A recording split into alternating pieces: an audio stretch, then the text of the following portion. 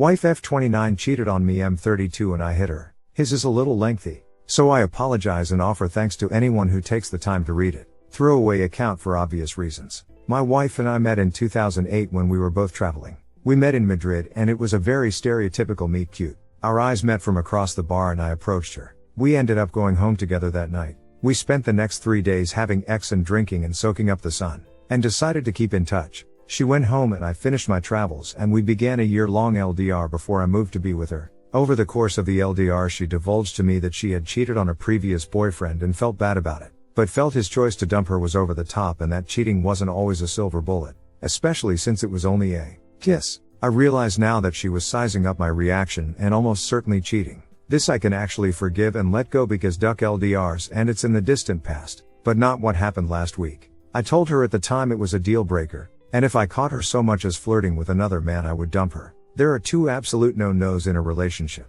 No violence, no cheating. A year after I moved we got married, and a year later again she fell pregnant. I was overjoyed. She seemed distant and sad and anxious the first 2 months after finding out, and eventually, after I poked and prodded, she broke down and told me she had a one-night stand around the time of conception and the kid might not be mine. I was on a plane back home 2 days later and didn't speak to her for a month. I ignored all her messages and calls, but eventually I caved and we talked. She said she was going to get an in utero paternity test and if the baby wasn't mine she would abort, but that she wanted me to come back first. I went back and she got the test. I was in the room when she got the results. Not mine. I told her she was scheduling the appointment that day or I was going to a divorce lawyer as soon as I left the hospital. She scheduled the appointment for a week later. The day of the appointment I drove her and held her hand. As an abortion, under any circumstances, is a traumatic event for a woman. In the car she broke down in tears and begged me to wait. Changed my mind. Tried to make it work. Anything but go through with it. And I looked her dead in the eye and told her, do whatever you want. It's your body and your life, but I will not raise another man's child. That child will be the living embodiment of your betrayal and a daily reminder of what you did.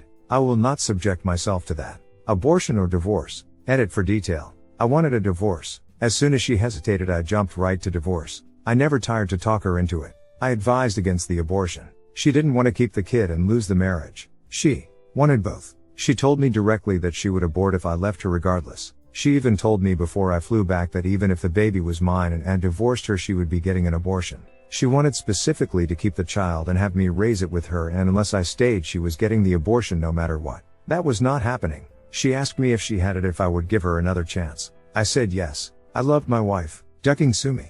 I am not sorry I refused to play daddy to her infidelity spawn. She got the abortion.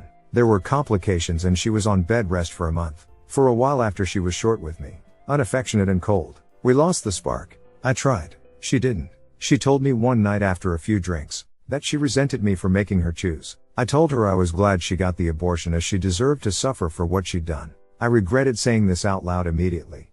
Even though that is exactly how I felt and still feel. One day I came home early from work and found her crying on the couch with a man next to her holding her. A man I'd met many times before. A man she worked with. The look on their faces told me everything I needed to know. He was the father. It wasn't a one-night stand. After I dragged him out of the house by his neck she admitted they'd had a 3-month affair. I will never know if this is the extent of the truth. To this day I accept that and have stopped asking. I began divorce proceedings and immediately kicked her out of the house. She begged and cried and pleaded for months. And again.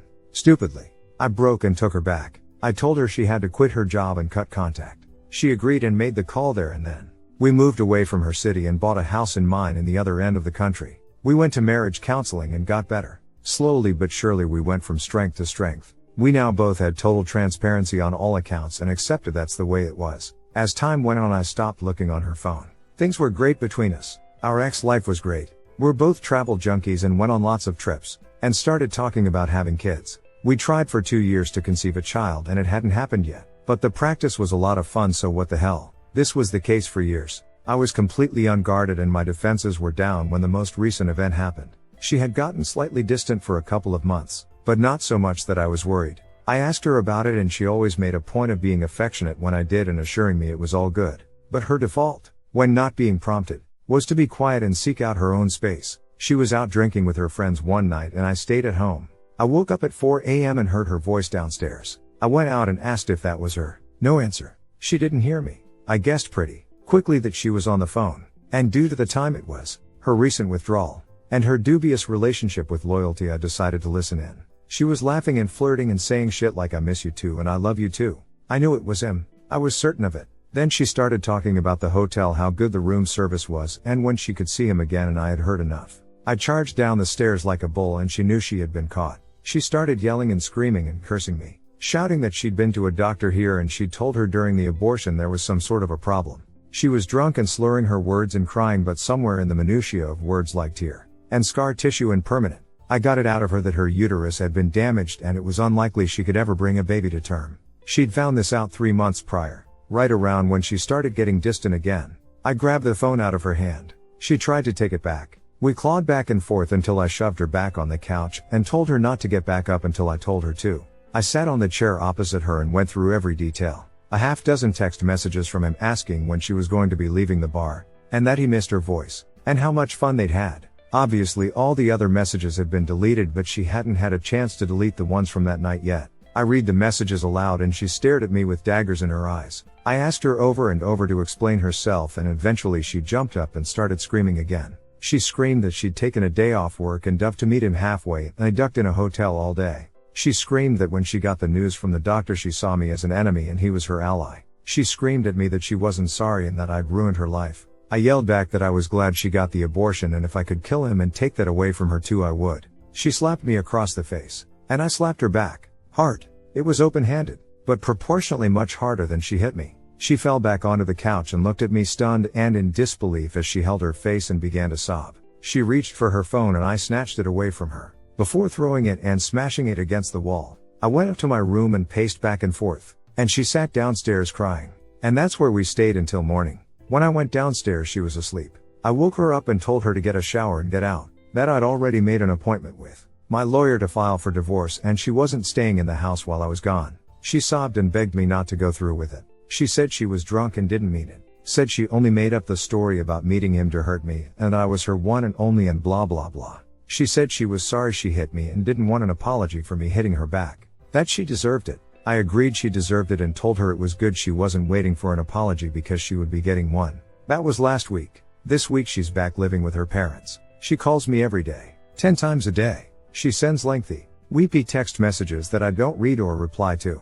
As my lawyer says I shouldn't contact her unless through him, I am going forward with the divorce. Duck my life. Edit an important note I left out, that I have answered on numerous comments, and it wasn't until someone pointed out I should have mentioned it in the OP.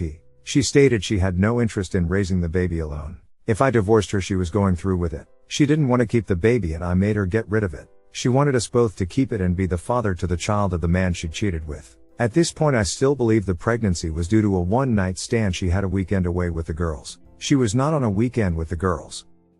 Both of you shouldn't have hit each other. But what a shit show. I wouldn't call that abuse. Just pure insanity. Cut contact and move on with your life. You will be much happier. You do not need to be around people whose behavior you respond to with physical force. I think you did the right thing to go ahead with the divorce. It's the best option for not only you, but her too. The relationship is beyond repair, obviously you know this too. As for the slap, she shouldn't have hit you. And you shouldn't have hit her. It is evident the argument was heated and you both lost your cool. Walk away and don't look back. She'll eventually move on with her life and you will move on with yours. Best of luck. Thanks. I appreciate that. You're a mess together and should have left in the first place instead of making her choose. Time to go. I didn't make her choose. I told her I wanted the divorce. She wept and told me she wanted us both, and if she couldn't have both she didn't want the kid. She told me if I left her she would abort anyway because keeping it would be too painful. My options were either to stay and raise the kid or I leave and she'd get an abortion anyway. At this point I still thought it was a one-night stand. I should have helped her raise the child. Dude, what a ducking shit circus you are putting yourself through. Look back over your mail and the history of your relationship to see that this was toxic from the start. She was probably always unfaithful and probably is better off with someone who doesn't care you do. She is not getting over the abortion. You are never getting over her pregnant with someone else's child. Making any decision to split is hard, but look what not splitting has done for both of you. In truth, you need to turn away and never look back. Lean from your mistakes like hitting her and try to never make the same ones again. The mistake was taking her back after she got pregnant, not the slap. She deserved that. Second story. I 28 female literally just found email after email from my fiancé 27 male to his ex-girlfriend 20s belittling me and making fun of me and worse. I am seriously shocked beyond belief. My fiancé, Dale. and I have been together for 5 years. We are as solid as I guess anyone thinks they are before something like this blindsides them. I am in total and complete shock. I am just sitting here shaking. I can't even cry yet. Dale is at work right now. I haven't texted him or called him or anything at this point. When we got together he had just broken up with his college sweetheart. She was his first love. I was afraid I was rebound. He said that wasn't true. I believed him. Rest is history. Sorry. This is rushed and all over the place. Nothing makes sense in my head right now. I used his laptop about 2 hours ago to open his contacts list he has saved on there so I could get addresses for our wedding invites. Been telling him to get those to me for over a week, so I decided to do it. He keeps his contacts info on his email. When I opened his email, I saw an email on the very top of his inbox with the subject line read Jen not real name. How could I win? The subject line got cut off after that, so I couldn't see more without clicking. Jen is the name of his ex from college. I sat there for at least 10 minutes trying to decide if I should open it or not. I decided he should have nothing to hide, so I did it. Rest of the subject line was Regen. How can I when you still exist? The email was her replying to a string of emails between the two of them that has gone on for over a week. Long story short, Dale is still in love with Jen. He thinks about her constantly. He'll never find another woman like her. Even worse is that he makes fun of me and she laughs about it. One email she asks him why I don't make him happy and isn't he satisfied with me. I can't remember word for word, and I don't feel like reading it again, but he said something like she tries. She's just not good though. Way too vanilla. I love her, but the only way I can get off is when I think about F-king you and how what you'd get. I think every inch of my bed was soaked from your kitten. I have the biggest heart on just thinking about it. And then she answered with a bunch of LOLs and said she felt sorry for the poor girl. Another thing he said was that he made fun of me for having a large scar across my chest,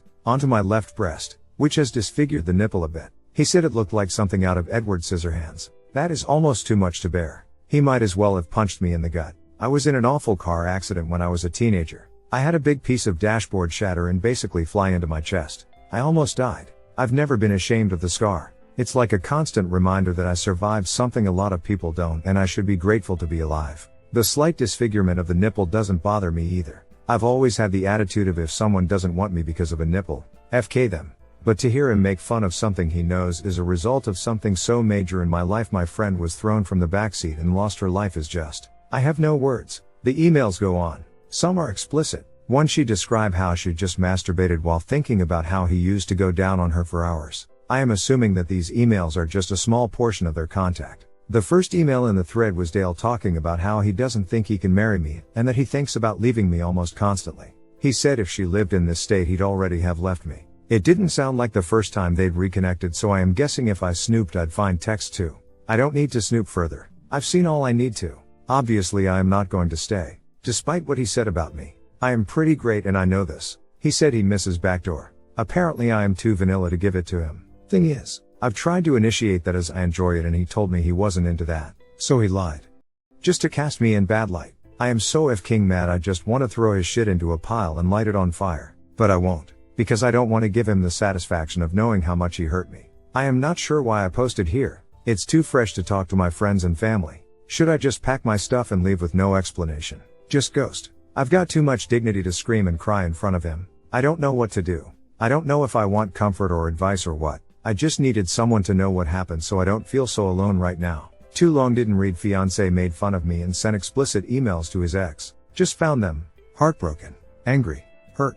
Every emotion ever going on. Don't know if I should just ghost him and never see him again or confront him. I need nice words from internet strangers or something right now. Update. Hey, Reddit. I don't know if anyone will remember me and my post from last September. It was originally posted in our relationships, but they only allow one update, so I am posting here. But I found out that my fiancé at the time, Dale, was emailing his ex and was still in love with her. He also made fun of me from everything from ex to my disfiguring scar. My update got removed, but Tickle did an article about my story. Crazy. And you can still read the update through the link they provide at the end of the article. I'll provide the link to that article in the comments. Now, the reason I am posting is to thank all of you. I got an overwhelming flood of love and support from you. Reddit. You all gave me strength and confidence that I was doing the right thing. Many of your comments also made me laugh during a time where laughs were few and far between. I'll also give you a little update. I am doing great. I haven't spoken to Dale since our split. Though he did show up at Jake and Mike's place twice and they had to basically shoo him away, and he would send flowers and cards to Jake and Mike's place for me for close to 3 months before giving up. I have no idea what is happening in his life these days, which is a wonderful thing. I ended up going on my honeymoon alone and it was fabulous. I went to Spain and had such incredible experiences. And the food, you all. It was wonderful. About 5 months ago I bought a home. My very first home. Just a small little starter home, but it's mine and I love it. I've also done a fair share of traveling. Mostly by myself because there is something just empowering and magical about traveling by yourself. Quiet moments alone, just taking in amazing sights and experiences. Though I've also traveled with Jake to Canada, which was a very fun trip, and had a Vegas trip with 5 other friends. As far as my romantic life, I am having fun.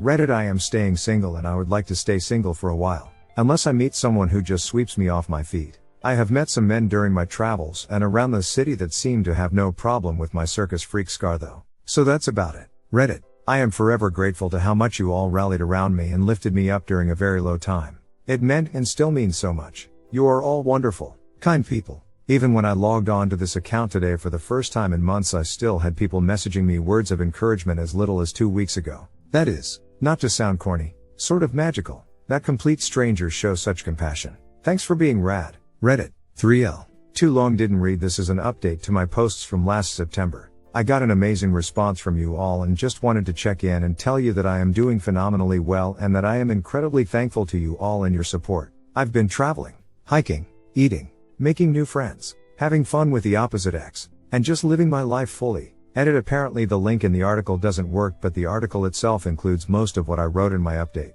I just read the original post. And this update tonight, June 18, 2017, and I am at a loss for words. I am so happy for you. I am happy to hear your remarkable comeback and overpowering words. I am so ecstatic you didn't fall into a hole 30 feet deep, and lost yourself in depression, found bad habits that are difficult to impossible in breaking out of, and instead you traveled. Girl, you bought a house, traveled and found self-love. I am happy you dodged a bullet, and I am happy you now have the opportunity to find a person who you're meant to be with for life. I am sorry I repeatedly used the word happy, but I am just so happy for you. Your story is remarkable and uplifting for those going through similar situations, or who may end up going through them in the unforeseen future, and can look at you as a wonderful example on how to handle this situation. You rock, girl. I wish you the best of luck and happiness in your future. Cheers.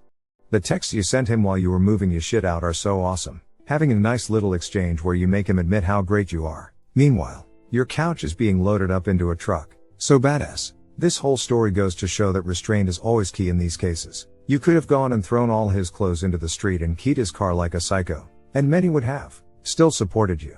But ultimately, he'd have felt like he dodged the crazy bullet. Instead, you left him thinking he had done everything right and suddenly you were gone. He doesn't even get to know what he did. He just has to try and figure it out. Maybe one day he'll see the Reddit thread or tickled article and recognize the evidence and put it together. Good goddamn work.